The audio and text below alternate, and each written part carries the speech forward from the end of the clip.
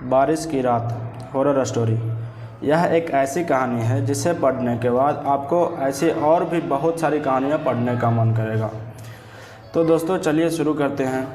Hello दोस्तों, कहानी की इस नई सीरीज में आप सभी का स्वागत है। आज की इस कहानी का नाम है बारिश की रात। यह एक हॉरर स्टोरी है।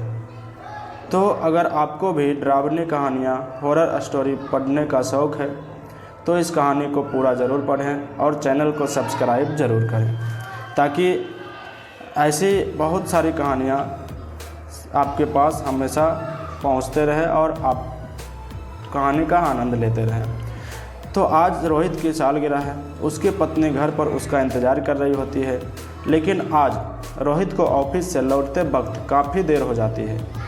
वह अपनी बाइक स्टार्ट करता है, लेकिन काफ़ी देर तक प्रयास करने के बाद भी बाइक स्टार्ट नहीं होती है। वह बाइक को वहीं छोड़ देता है और बस का इंतज़ार करने लगता है, क्योंकि उसे घर जल्दी जाना था। कुछ ही समय में बस आने का टाइम होने लगता है। वह चलते चलते बस स्टैंड तक पहुंच जाता है, लेकिन तभी बारिश होना शुरू हो जाती है। रोहित बारिश में भीगने लगता है। बारिश से बचने के लिए वह अपने सूटकेस को अपने सिर पर रख लेता है ताकि बारिश से बच सके। वह स्टैंड पर और भी कई लोग बस का इंतज़ार कर रहे थे। यह सभी लोग देखने में बड़े ही अजीब लग रहे थे। तभी रोहित महसूस करता है कि बारिश की बूंदें उसके ऊपर गिरना बंद हो गई है। जब उसने देखा तो बगल में एक व्यक्ति अपनी छतरी के आधे हिस्से को रोहित के ऊपर किए हुए था। यह देखकर रोहित हल्का सा मुस्कुराया। उस व्यक्ति की लंबाई रोहित के बराबर थी, हाथ में बहुत सारी अंगूठी और चेहरे पर चश्मा लगाए हुए था, जिससे रोहित उसका चेहरा ठीक से नहीं देख पा रहा था। उस आदमी ने कहा, यह बारिश का मौसम भी बड़ा ही अजीब है। कहीं तो बहुत ज़्यादा बारिश हो जाती है और कहीं सूखा, कहीं लोगों को जीवन देती है तो कहीं मौत। उस आदमी की इस बात का रोहित के पास कोई जवाब नहीं था। वह उस आदमी को देखकर हल्का सा मुस्कुराया और अपना सिर हिलाया। कुछ देर बाद रोहित का फ़ोन बजता है। वह जेब से फ़ोन निकालता है, तभी फ़ोन हाथ से छूटकर ज़मीन पर गिर जाता है। रोहित तुरंत फ़ोन उठाने के लिए झुकता है तो उसे कुछ ऐसा दिखाई देता है जिससे वह पूरी तरह डर जाता है। वह देखता है कि छतरी वाले आदमी के पैर नहीं हैं। वह जूतों पर बिना पैरों के खड़ा है। वह हिम्मत बांधकर खड़ा होता है और अनजान बनने का दिखावा करने लगता है। तभी वह देखता है कि बस स्टैंड पर बाकी लोग नहीं हैं। वह और ज़्यादा डर जाता है। वह तुरंत अपनी पत्नी शालिनी को अपने साथ हो रही घटना को मैसेज के जरिए बता देता है और जल्दी से जल्दी अपनी लोकेशन पर आने के लिए कहता है। लेकिन तभी छतरी वाला आदमी कहता है, शालिनी को यहाँ बुलाना अच्छा नहीं है। यह सुनकर रोहित बहुत ज़्यादा घबरा जाता है और वहाँ से भागने लगता है।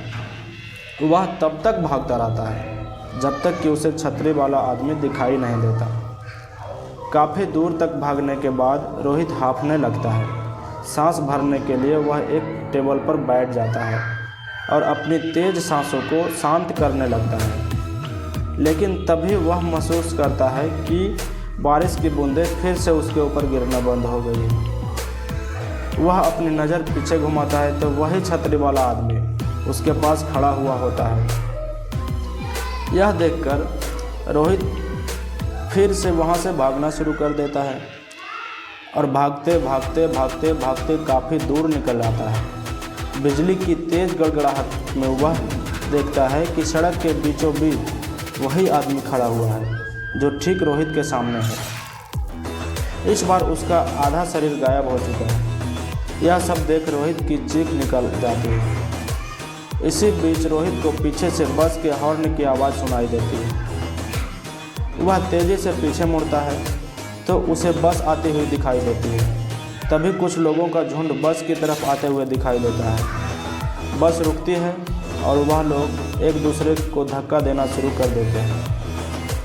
इस धक्के में रोहित नीचे गिर जाता है और वह लोग रोहित के ऊपर चढ़ने लगते हैं। बस का कंडक्टर इस भीड़ से बचने के लिए बस को थोड़ा आगे बढ़ाता है, लेकिन इस भीड़ में रोहित बस के नीचे आ जाता है और उसका आधा शरीर खून से लथपथ हो जाता है। तभी उसकी पत्नी शालिनी बस स्टैंड वाली लोकेशन पर पहुंचती है। जैसे ही वह रोहित को ढूंढते हुए इधर उधर देखती है तो उसे रोहित सड़क के बीचों बीच दर्द के मारे कराहता चिल्लाता हुआ दिखाई देता है। उसका आधा शरीर बस के नीचे कुचल चुका था और मदद के लिए कोई भी इधर उधर दिखाई नहीं दे रहा था। किसी तरह से शालिनी यानी रोहित की पत्नी ने उसे हॉस्पिटल ले जाती है। हॉस्पिटल पहुंचकर उसका इलाज किया जाता है। उसकी जान तो बच जाती है, लेकिन उस एक्सीडेंट की वजह से उसके पैर खराब हो जाते हैं। अब वह कभी अपने पैरों पर चल नहीं सकता। वह उस हादसे के बाद रोहित अगर किसी को भी उसके बारे में बताता तो कोई भी उसकी बातों का यकीन नहीं करता।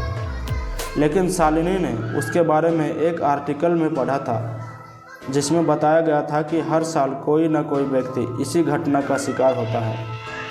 हर एक को वही छतरी वाला आदमी काला चश्मा पहने दिखाई देता है और बाद में वह आदमी उनकी जान ले लेता है। कुछ दिनों बाद डिप्रेशन के कारण रोहित की मौत हो जाती है। रोहित की पत्नी शालिनी मानसून के दिनों में हर रोज़ उसी बस स्टैंड पर जाती और छतरी वाले आदमी का इंतज़ार करती। उसे लगता है कि शायद छतरी वाले आदमी की भी इसी तरह किसी बस के नीचे कुचल जाने से मौत हुई होगी और अब वह अपनी मौत का बदला ले रहा है। शालिनी ने काफ़ी कोशिश की, लेकिन उसे वह छतरी वाला आदमी कभी भी नहीं मिल पाया। अब हर सालगिरह पर शालिनी बहुत ही बुरी तरह रोती और रोहित को याद करती, क्योंकि उसे जान से ज़्यादा चाहने वाला उसका पति रोहित अब इस दुनिया में नहीं रहा। केवल यादों के सहारे ही वह उसे महसूस कर पाती थी। यह कहानी आपको कैसी लगी नीचे कमेंट में ज़रूर बताएं। और अगर कहानी अच्छी लगी हो तो चैनल को सब्सक्राइब ज़रूर करें, ताकि हमारा हर वीडियो आपके पास पहुंचता रहे और आप कहानी पढ़ते रहें और एंजॉय करते रहें। तो थैंक यू दोस्तों, आई लव यू। मिलते हैं अगले वीडियो में। Thank you.